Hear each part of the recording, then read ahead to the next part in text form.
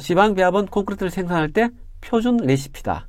현장 배합은 현장 재료 상태에 따라 보증해주는 레시피다. 실제 생산은 보증해주는 레시피인 현장 배합으로 생산한다는 것이죠.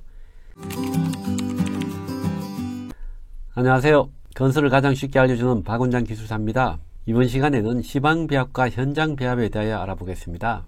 자, 콘크리트 만들 때는 시멘트, 물, 모래, 자갈을 섞어서 만들죠.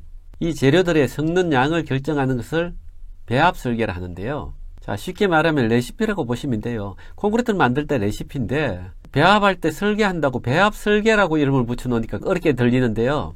그냥 콘크리트를 만드는 레시피다 이렇게 생각하시면 되죠.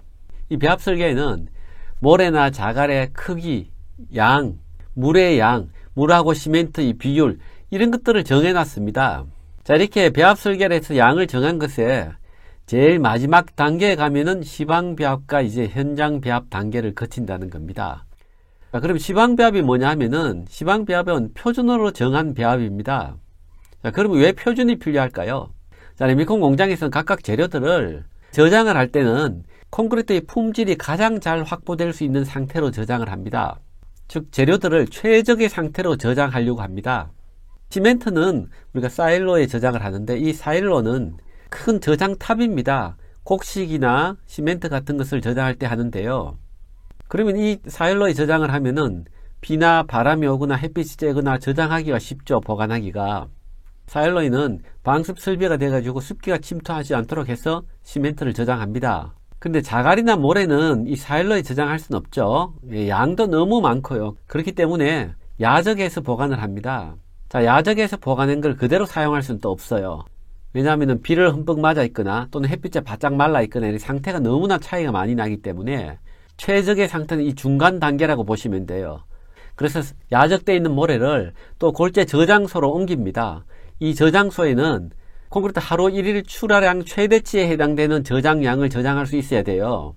이 저장소에는 지붕시설을 하는데 비를 맞지 않도록 햇빛이 쬐지 않도록 하고 바닥에는 바닥에 흙하고 섞이지 않도록 콘크리트로 되어 있습니다. 또 각각 재료들 사이에 칸막이가 되어가지고 이 재료들이 서로 혼입되지 않도록 합니다.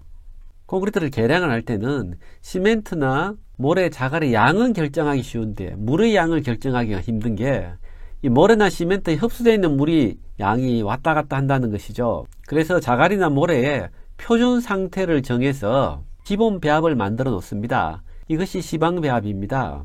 모래나 자갈은 아까 설명드린 대로 너무 젖어 있지도 않고 너무 말라 있지도 않고 이 중간 단계 어디쯤 우리가 기준을 정합니다. 자, 예를 하나 들어보겠는데요. 김치 공장으로 예를 들어보겠습니다. 자, 김치 공장에서 김치를 만들 때 우리가 양념을 얼마를 넣어야 된다. 가장 맛있는 상태가 되겠다. 이렇게 기본 배합을 정해 놓겠죠.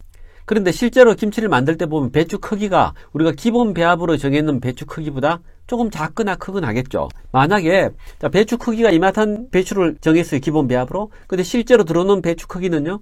이거하고 똑같은 배추는 하나도 없습니다. 조금 작거나 조금 더 크거나 크기가 그렇게 되겠죠. 그래서 그 크기에 따라 보정을 해줘야 돼요. 또 소금에 절일 때도 마찬가지입니다. 배추를 씻고 난 다음에 물기가 많이 빠졌으면 소금을 적게 넣고 물기가 덜 빠졌으면 소금을 좀 많이 넣고 이렇게 해야 똑같은 염도가 되겠죠. 자, 이렇게 표준을 정해놓고 나중에 보정을 하면 관리하기가 아주 용이합니다. 그래서 항상 표준을 정한다는 것인데 이게 시방 배합이라는 것입니다. 자, 콘크리트도 마찬가지죠. 하나의 기준의 표준 배합을 정해놓고 그에 따라 현장의 상태에 따라 가지고 현장 배합으로 수정을 해서 보정을 해준다는 것입니다. 자, 이 시방 배합으로 정하는 모래나 자갈, 골재의 함수 상태는 어떤 기준을 정하느냐 하면은 표면 건조 내부 포화 상태를 기준으로 한다는 것이죠. 포화는 항상 내부가 되는 것이니까 내부자를 넣으나 안 넣으나 똑같아요. 그래서 표면 건조 포화 상태, 표면 건조 내부 포화 상태, 정확한 명칭은 표면 건조 포화 상태입니다. 자, 이 표면 건조 포화 상태는 골재 내부는 100% 포화되어 있어야 되고 표면은 습기 한 방울도 없어야 돼요. 자, 이 상태가 어떤 것이냐면 이게 만약에 자갈이라면은 이 자갈을 물 속에 넣어가지고 몇 시간 동안 넣어가지고 완전히 흡수되도록 한 다음에 꺼내서 이 표면의 물기를 싹 닦은 상태예요. 이론적으로 실제 딱 이 상태가 되면 거의 불가능하겠죠. 물기가 바깥에 한 토막을 더 남아있거나 안에도 덜 포화됐거나 그런 상태가 되겠죠. 실제 레미콘 공장에 저장되어 있는 모래나 자갈은 기근 상태 아니면 수분 상태입니다. 자, 이렇게 상태가 다르니까 현장에 저장되어 있는 모래나 자갈을 함수 측정을 합니다.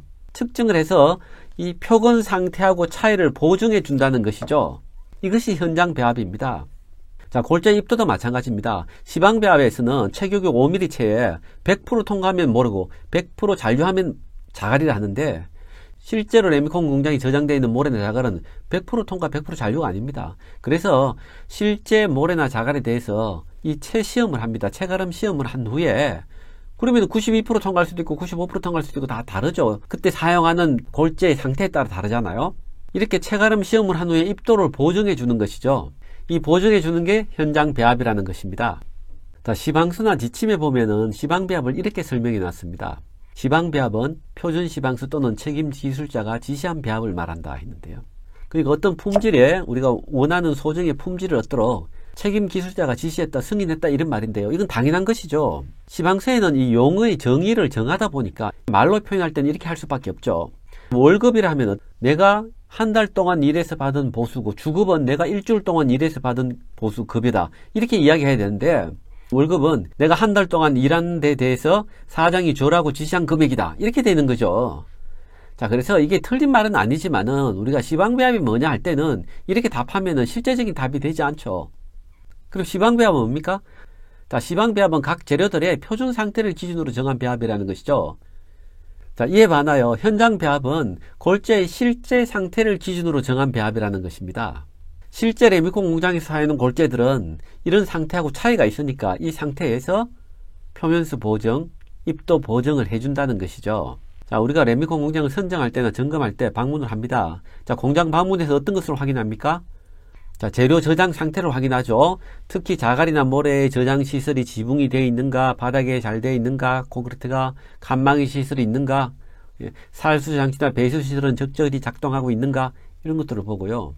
시멘트는 사일로에 각각 규격별로 종류별로 저장이 되어 있는지, 자갈 모래의 표면수나 입도를 1일 1회 이상 측정을 해서 기록 관리를 하고 있는지, 시험실 운영 상태, 시험기구의 검교정이라든지 시험기구 작동 등이라든지 이런 상태가 원활하게 되고 있는지, 이런 것들을 확인한다는 것이죠.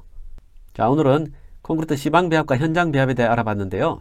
자, 시방배합은 콘크리트를 생산할 때 표준 레시피다.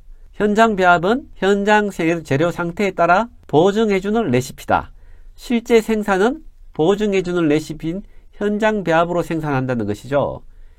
이상 건설을 가장 쉽게 알려주는 박원장 기술사였습니다. 감사합니다.